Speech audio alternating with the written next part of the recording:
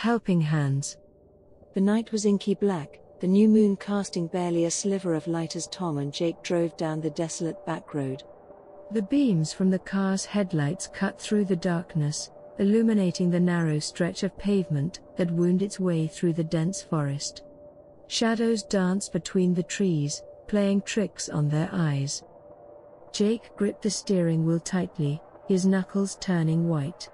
"We shouldn't be out here this late," he said nervously. "These woods give me the creeps." Tom laughed, though it sounded forced. "Don't be such a wuss. It's just a shortcut to get home faster." But even he didn't feel entirely convinced. There was something ominous about this road, especially at this hour. The forest seemed to close in around them, hungry and menacing. Just then, they rounded a bend and Jake slammed on the brakes. There in the middle of the road stood a woman, her face hidden by a tattered cloak. Jake's heart pounded in his chest. Where did she come from? It was as if she had materialized out of thin air. The woman raised a slender arm, her pale fingers peeking out from the cloak, and beckoned them over. Jake looked nervously at Tom. "Should we see what she wants?" Tom nodded slowly. "We can't just leave her out here alone." Jake reluctantly pulled the car up beside her. As they got out, the woman turned towards them. "Please help me," she rasped, her voice hollow and chilling. "I need help burying something." She shuffled to the side of the road, the boys following apprehensively. In the shadows they could just make out a large object. Moving closer, they saw it was a coffin, antique, made of heavy golden wood that seemed to glow in the darkness. Strange symbols were carved all along the sides. Jake stumbled back in shock. "You want us to bury a body?" he choked out. The woman nodded, her face still concealed. "Please," she implored. "I must lay my friend to rest." Every instinct told Jake to get back in the car and speed away. But he found himself overcome with pity for this strange, sad woman. He looked at Tom, who seemed equally hesitant. "I guess we could dig a grave," Tom finally offered. The woman let out a cry of relief. "Bless you both." She grasped Jake's arm with her icy fingers. Her strength seemed impossible for her frail form. "There is a clearing just down the road. We can bury her there." Jake shivered at her touch, but found himself unable to pull away. She glided back to the coffin and pushed it towards them. The thing must have weighed a ton but slid easily under her direction. Exchanging nervous glances, Jake and Tom lifted one end while she raised the other with seemingly no effort at all. They carried the unsettling burden down the road, the woods growing thicker, until they reached a moonlit clearing. "Here," the woman hissed. "Start digging." Working by the glow of their cell phones, the boys began to shovel into the hard earth with their hands. The woman in black stood close by, weeping softly. Her anguished cries made the hairs on the back of Jake's neck stand up. He kept glancing back at the glimmering coffin, no longer sure he wanted to find out what was inside. Once the grave was deep enough, they gently lowered the coffin into the ground. As they started shoveling dirt back in, the woman suddenly sprang into action. She began tossing handfuls of dirt into the grave, her movements wild and deranged. "Rest now, my darling," she wailed, her voice both grating and melodic. That's when Jake noticed her hands were filled with glinting gold coins. She turned the coins over in her fingers, caressing them, before flinging them into the grave. "For your journey," she sang sobbed. "Take this gift to the afterlife." Tom's eyes widened, reflecting the gold flickering in the moonlight. He shot Jake a look. This was real treasure she was throwing away.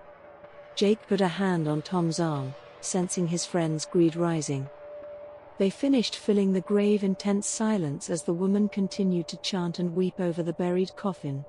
When the last bit of earth was patted down, she turned to the boys.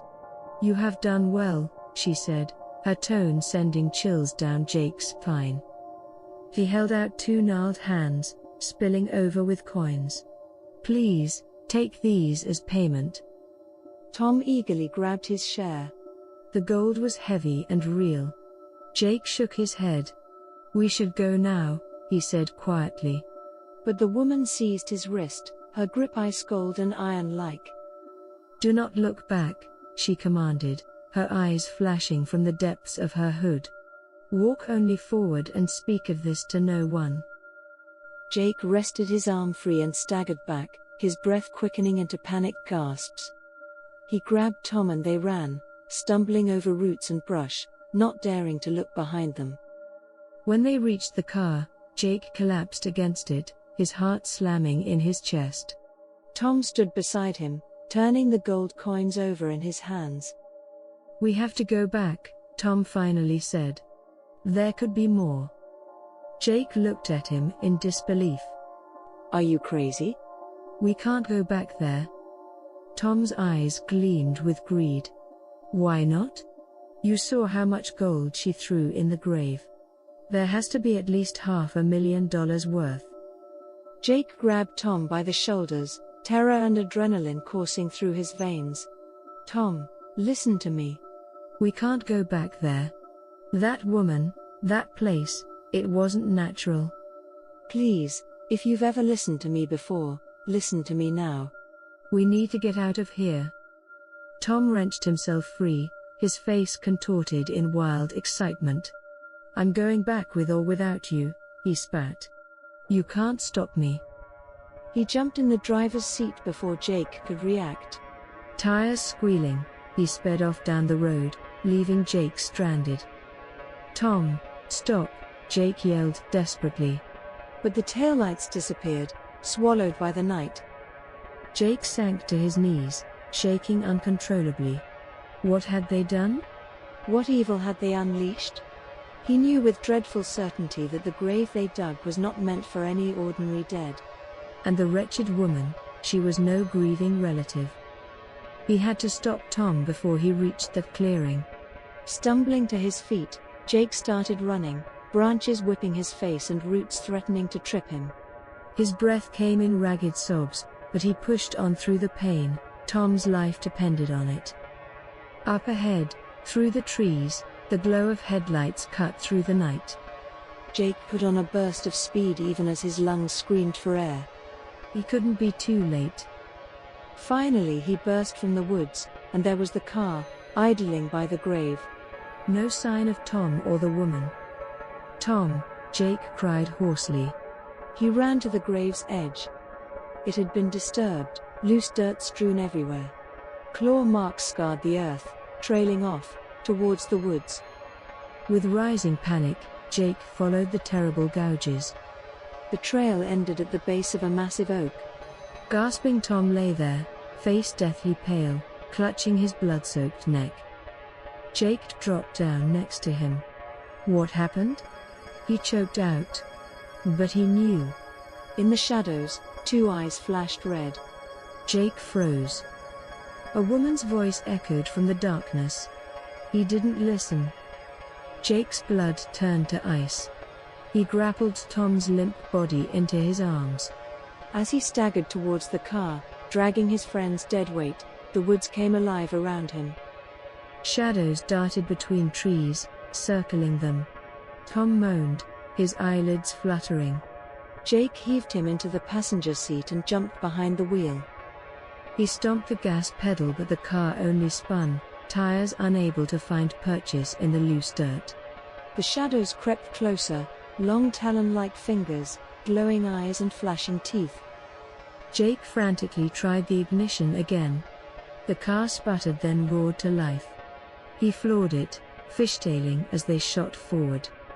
Dark shapes pursued them, unnatural howls filling the night. Jake swerved violently to shake off a creature latched to the back bumper. It spun off into the brush. Up ahead, the headlights illuminated a tall silhouette standing in the middle of the road. Grinning red eyes locked on Jake's. At the last second, Jake yanked the wheel, slamming the brake pedal simultaneously. The car spun, missing the figure by inches. They careened on down the road, the car's back end fishtailing wildly. Jake clung to the steering wheel, knuckles white. He didn't dare slow down. The creatures were still out there in the dark, waiting for them. Tom moaned and lifted his head. Blood soaked his shirt from the gash on his neck. "We have to go back," he rasped. "The gold." "Screw the gold," Jake yelled, hysterical. "There are things out there trying to kill us." As if on cue, the car jolted violently. Glancing in the rear-view mirror, Jake saw red eyes peering from the trunk. Long gnarled fingers were tearing into metal, trying to claw their way inside. Jake swerved back and forth trying to shake the creature off, but its grip held fast. Tom fumbled for something in the back seat. He turned, wielding a tire iron and bringing it down hard on the creature's hands. It let loose an unearthly wail. Its maimed hands slid from view, leaving bloody streaks down the trunk. Jake pushed the gas pedal flat to the floor. The high beams illuminated a sign up ahead, the highway. They were almost out of these cursed woods. The radio fuzzed with static, then a chilling voice echoed through the speakers. "You cannot escape." The voice shifted from hollow to sing-song. "This is my domain." Jake's pulse pounded in his ears. The voice seemed to be coming from inside the car now, hissing and swirling around them. Then everything went quiet. The woods fell away, replaced by empty blacktops shimmering under the moonlight. They had made it out. Jake slowed to the speed limit, every muscle in his body finally unclenching. Tom sagged back into the seat, pressing his blood-soaked shirt against his neck wound. "What the hell was that thing?" Tom whispered. Jake gripped the wheel, eyes fixed on the road ahead. "I don't know," he said shakily. "But it's over now. We got out." He caught a glimpse of Tom's face, still pale and drawn. Then Tom said, "Look out," eyes fixed on the rearview mirror. A dark shape darted out from the tree line, crossing the highway with inhuman speed. It landed on the trunk of the speeding car, long talons digging into metal. The creature crawled across the roof, crushing it down with its weight.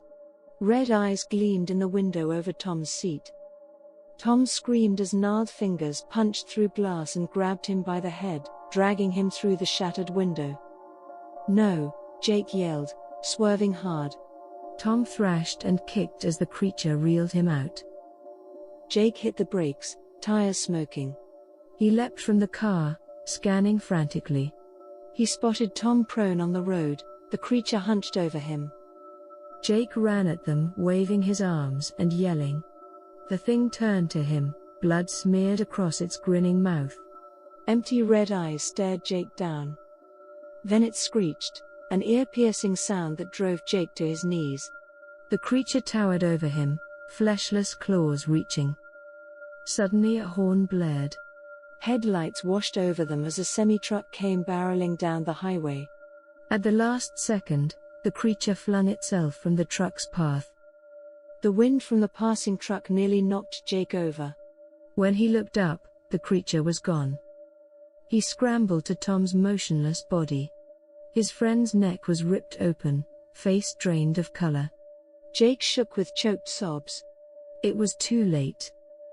As the enormity of the night crashed over him, Jake barely registered the truck slowing to a stop up ahead. Heavy footsteps approached.